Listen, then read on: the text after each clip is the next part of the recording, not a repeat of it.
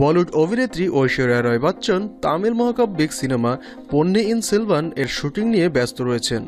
সিনেমাটি নির্মাণ করছেন খ্যাতনামা নির্মাতা মণিরত্নম। এবার জানা গেল সিনেমাটি মুক্তির সময়।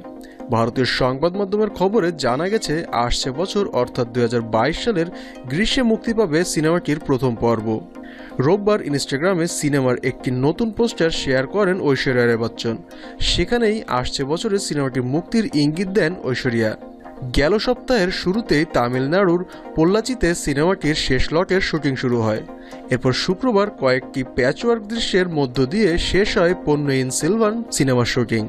পন্নিয়িন সেলভান কালকি কৃষ্ণমূর্তির ইতিহাসভিত্তিক তামিল উপন্যাসের উপর ভিত্তি করে নির্মাণ হচ্ছে। এতে দ্বৈত চরিত্রে অভিনয় করছেন ঐশ্বরিয়া। এই সিনেমায় তাকে নন্দিনী ও মন্দাকিনী দেবীর চরিত্রে পর্দায় দেখা যাবে। ঐশ্বরিয়া ছাড়াও পন্নিয়িন সেলভান সিনেমায় আরও অভিনয় করছেন বিক্রম কার্তি, তৃষা কৃষাণ, প্রকাশ রাজ, জয়রাম সহ আরও অনেকে। এর আগে ঐশ্বরিয়াকে সর্বশেষ পর্দায় দেখা গেছে 2018 সালে ফ্যানি খান সিনেমায়। সিনেমাটি নির্মাণ করেন অতুল মাঞ্জরেকর। এতে ঐশ্বরিয়ার সহ অভিনেতা ছিলেন রাজকুমার রাও এবং অনিল কাপুর। সেলিব্রিটিদের সকল খবরাখবর পেতে আমাদের চ্যানেলটি সাবস্ক্রাইব করুন। ধন্যবাদ।